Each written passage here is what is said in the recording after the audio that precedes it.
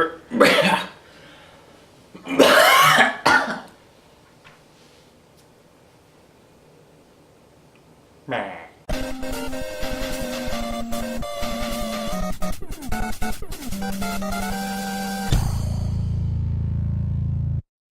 guys, what's going on? Welcome back to the Bearded Gaming Network. I'm the Bearded One, and this is episode 6, I believe, of my Gaming Purchases Showcase series, where I show all of you lovely individuals all of the games and or gaming related items that I have purchased since the last episode.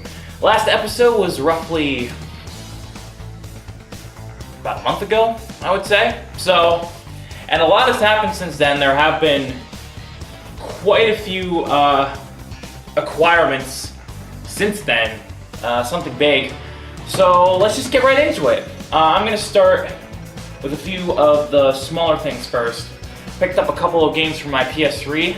So here we have Ratchet Clank All for One. Now, as many of you are aware, if you've seen episode 3 of the Gaming Purchases Showcase, I believe, I showed you all the Ratchet Clank future games that I had gotten with my PS3, and I had stated that Crack in Time was my favorite Ratchet & Clank game, and possibly my favorite PS3 game.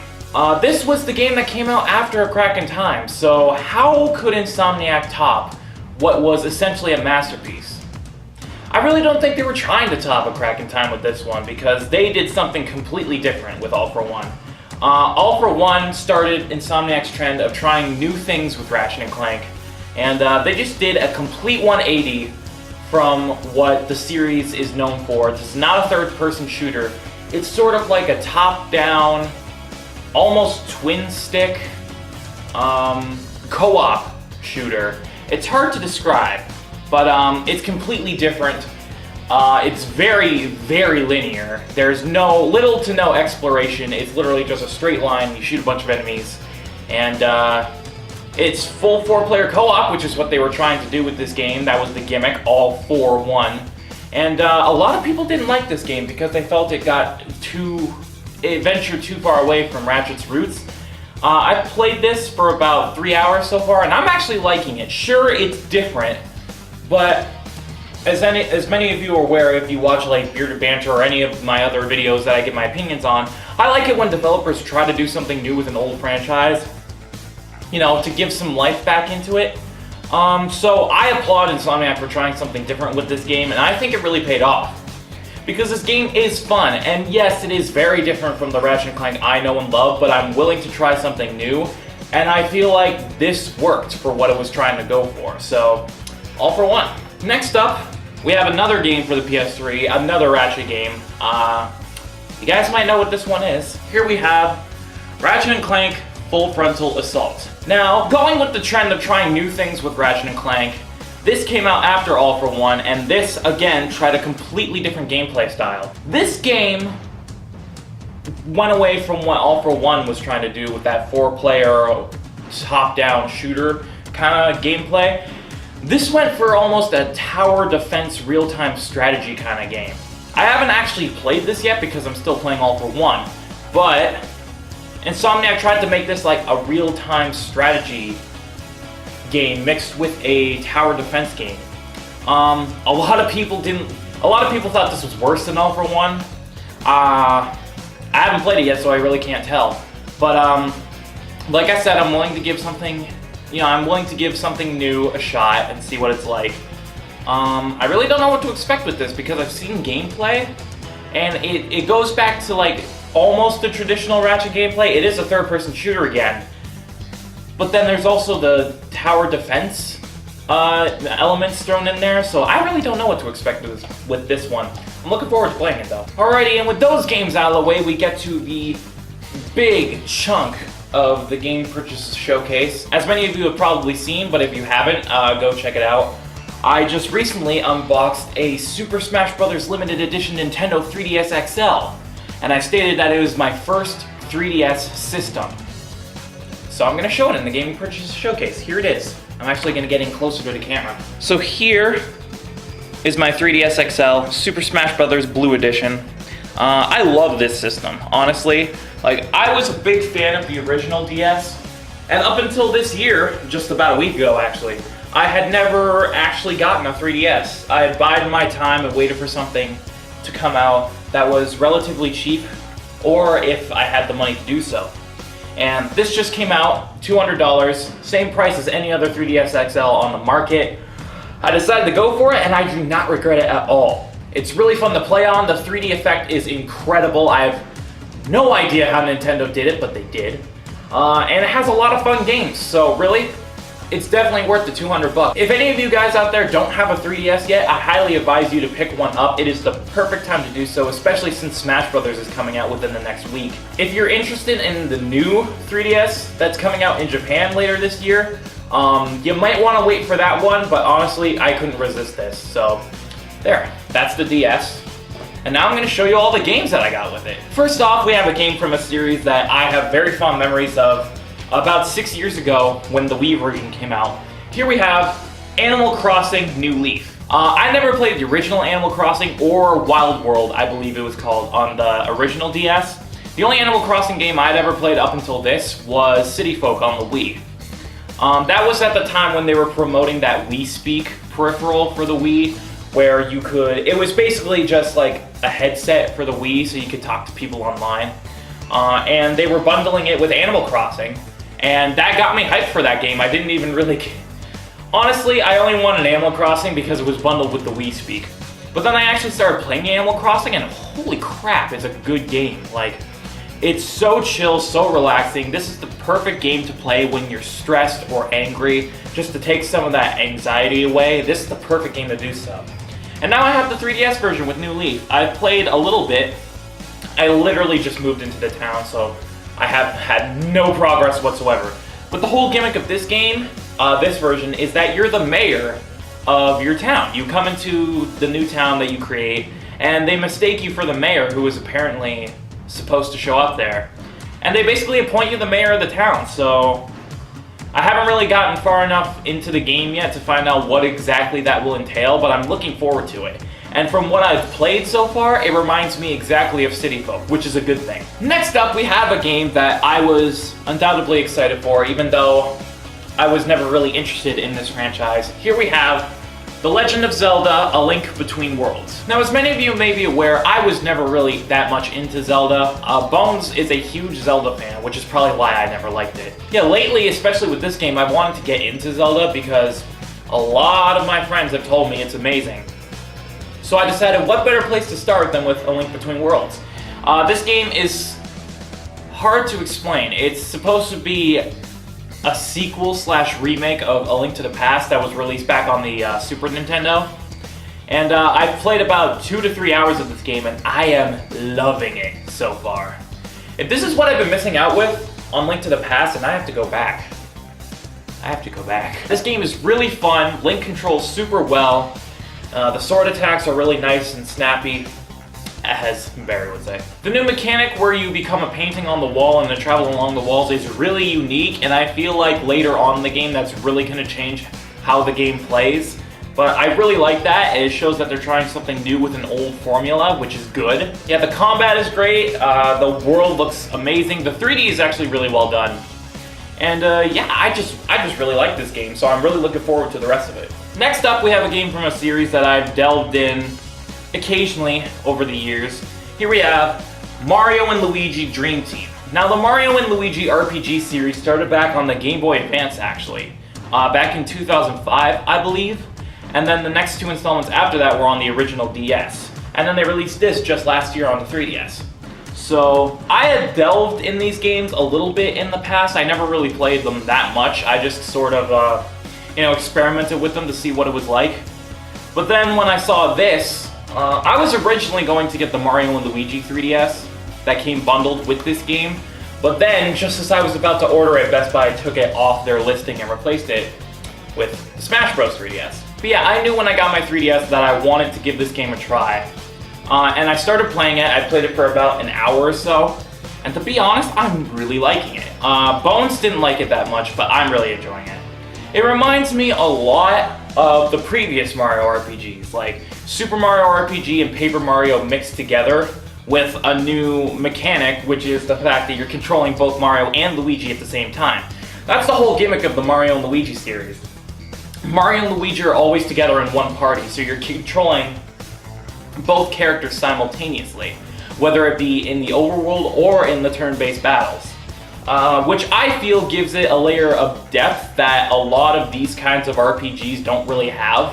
The battle system is really fun. I'm having a lot of fun with it. Exploring the world is really good, and the 3D is awesome. Like, a majority of the game is sprites, which is cool because the old games were always sprites. But some things are 3D, like actual 3D models, but the 3D effect itself is really cool with the sprites.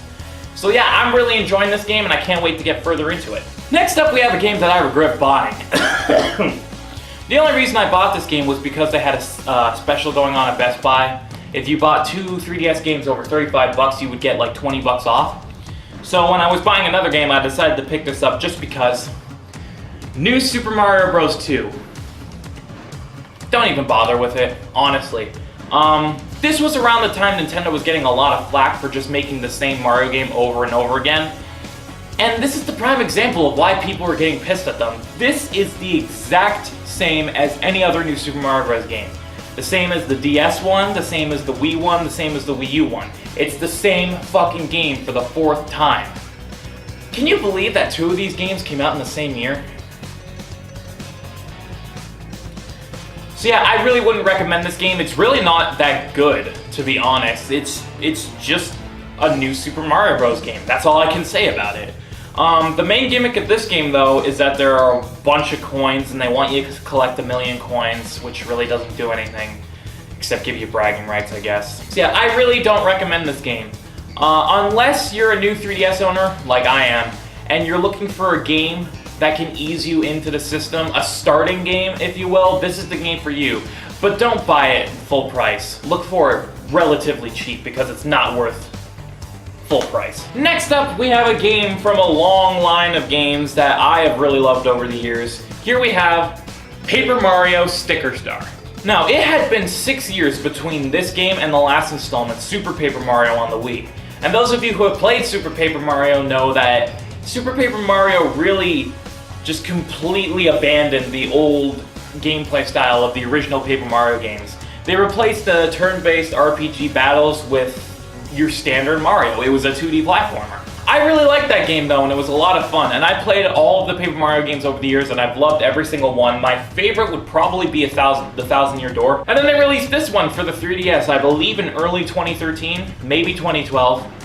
I'm not exactly sure about that. Oh, 2012 it says on the case. So they released this in 2012 for the 3DS.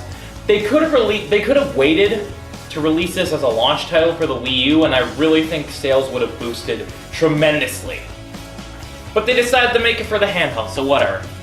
Yeah, this is also the first Paper Mario game to be on a handheld, which I'm all for, especially on the 3DS. I mean, the whole paper craft style and the pop-up book style, I think would work really well with the 3D effect, and it does.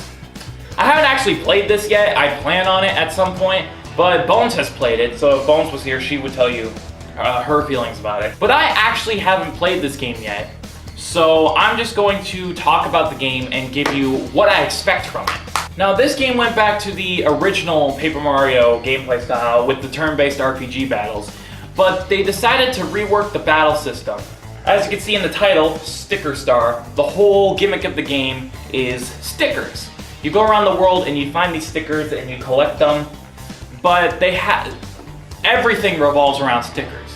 So, like I said earlier with the revamped battle system, in the old games, when you got into a battle, you would have the option to jump, hammer, or use a special attack.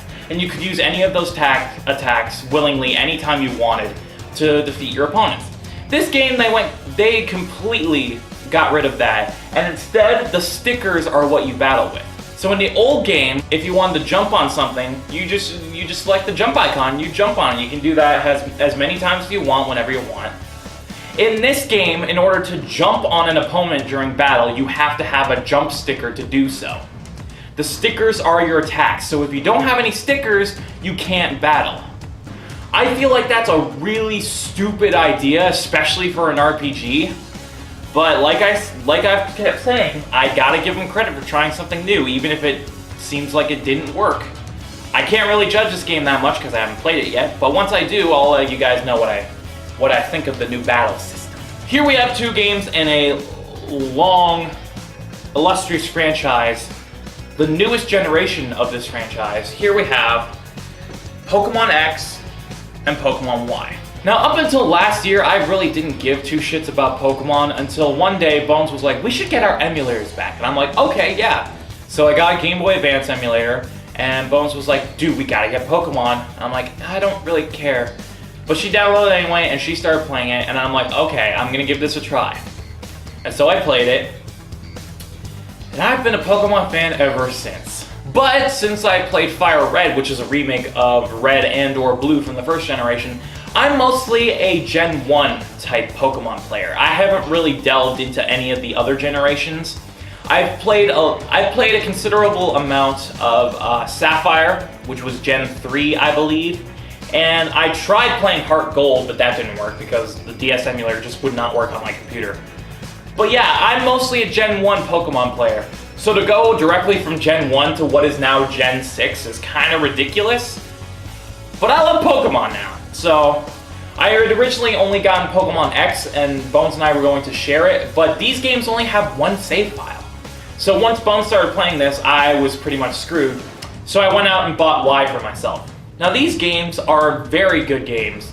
They're essentially just your classic Pokemon game with a fresh coat of paint. It's essentially just the original Pokemon game in 3D. That's all I can really say about it. It's just Pokemon. But really, can we really say anything bad about Pokemon at this point? Pokemon's fucking amazing. In fact, I've been playing roughly 3 hours of Y, and I have half of my original team from Gen 1 back together. So that's really cool. Yeah, I really can't say much else about Pokemon. What else is there to say at this point? The series is 17 years old. So yeah, Pokemon, I love it. What else can I say? Next up, we have a game that I am honestly so mixed on. Here we have Sonic Lost World. Now, as many of you know, I am a huge Sonic fan. Sonic is my favorite video game series, and he's my favorite video game character of all time. But when this game came out, Sonic Lost World, there was a lot of negative reception. A lot of people said that this game was not very good. And most of them said that the 3DS version was worse than the Wii U version. Seeing as how I don't have a Wii U, I can't play what is essentially the better version of the game. But since I was getting my 3DS, I felt that I had to get this game just because I was so curious as to what this game would really be like. So I bought it, and I played it a little bit. I got through the first 2 worlds, and I have never had such mixed feelings for a game in a long time. Like this, I honestly have no idea what to feel about this game. Like, it's really 50-50. Like, half of the levels are really fast and really fun like a Sonic game should be, and then the other half are just tedious, confusing, fucking springing you all over the place, making it go super slow. So yeah, it's like 50-50.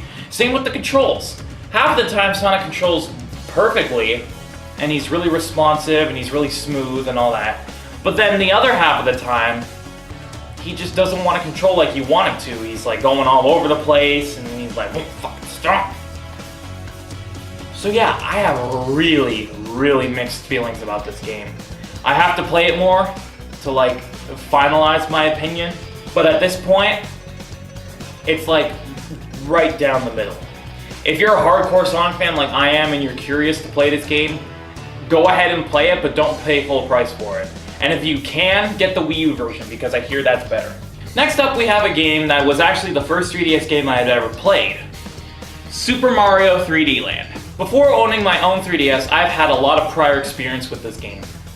Since Riley got his 3DS, this was one of the first games he actually got. So whenever I would go over to his house or I would have him stay over at my place, he would have his 3DS on him and he would always bring this game with him. And so I played a lot of this game on Riley's 3DS and I had a lot of fun with it. I really liked this game. But now that I have my own 3DS and my own copy, I've been playing it a lot more. I'm actually almost through this game. This is probably one of the only games in this pile that I'm actually close to beating. But yeah, I'm almost at the end of the game, and I can tell you that my feelings still hold true for this game. This game is awesome. It is so much fun. It's just a good time, and the 3D is so crucial to the gameplay. Like, you would, when you heard about the 3DS and the whole 3D thing, didn't you feel like it was a gimmick? Let's be honest. But certain games can really utilize the 3D to enhance the gameplay, and Mario 3D Land is exactly one of those games. The 3D really adds to the gameplay in a meaningful way. It's not just a gimmick. You know, there's no better way to describe this game than what Shigeru Miyamoto said himself in an interview. It's a 3D Mario game that plays like a 2D Mario game, and that is the perfect description of this game. It's a fully 3D Mario game, much like Mario Galaxy or Mario 64, but the level design is very condensed. They're very small levels. Sure, there's room for exploration, and you can move around in full 3D space, but the levels are very small to compensate for the fact that it is on a handheld. And most of the time, while it is a 3D game, most of the time the camera displays the game from a 2D perspective, giving that 2D Mario feel. This game is really unique, really well done, and I really love this game. If you're a new 3DS owner, this is probably the first game you should buy. It's that good. And the last game we have to show you on this episode of the Gaming Purchases Showcase, Yoshi's New Island. Now, I'm sure a lot of you people out there have played the original Yoshi's Island on the Super Nintendo, one of the best games ever made. This is, I believe, the direct sequel to Yoshi's Island. I feel like a lot of people would hate this game and call it a shameless cash-in, or, oh, it's just the exact same game. And sure, it is very, very similar to Yoshi's Island. But is that a bad thing? Yoshi's Island is one of the greatest games ever made. So is it really that bad that this game plays like Yoshi's Island? No. In fact, it makes it such a good game. This is a great game. Like, it takes the formula that made Yoshi's Island great and adds its own twist on it with a new graphic style, which honestly looks like pastels or like water paints or whatever. And it throws in new mechanics in there, like new transformations for Yoshi, new power-ups, a new giant egg. So while this game is very similar to the original Yoshi's Island, that's not necessarily a bad thing, because Yoshi's Island was a fantastic game. And this game does enough new stuff to make it its own thing. And with that, that wraps up this episode of the Gaming Purchases Showcase. Thank you very much for watching. I'm just going to take a minute to recap all of the games and gaming related things I've shown you in this video. Ratchet Clank, All for One. Ratchet Clank, Full Frontal Assault. Super Smash Bros. Limited Edition Nintendo 3DS XL. Animal Crossing, New Leaf. The Legend of Zelda, A Link Between Worlds. Mario and Luigi, Dream Team. New Super Mario Bros. 2. Paper Mario Sticker Star. Pokemon X. Pokemon Y. Sonic Lost World. Super Mario 3D Land! Woohoo! And finally, Yoshi's New Island. And with that quick little recap, that wraps up this episode of the Gaming Purchases Showcase. Thank you very much for watching. I hope you guys enjoyed everything that I've shown you in this video. If you like what you've seen and you want to see more videos from us, whether they be Let's Plays, podcasts, other vlog type special videos, click the subscribe button down below. You won't regret it. I promise. So yeah, with that said, I'm going to wrap things up here. This is the Bearded One signing off, and I'll see you guys next time. Keep on gaming.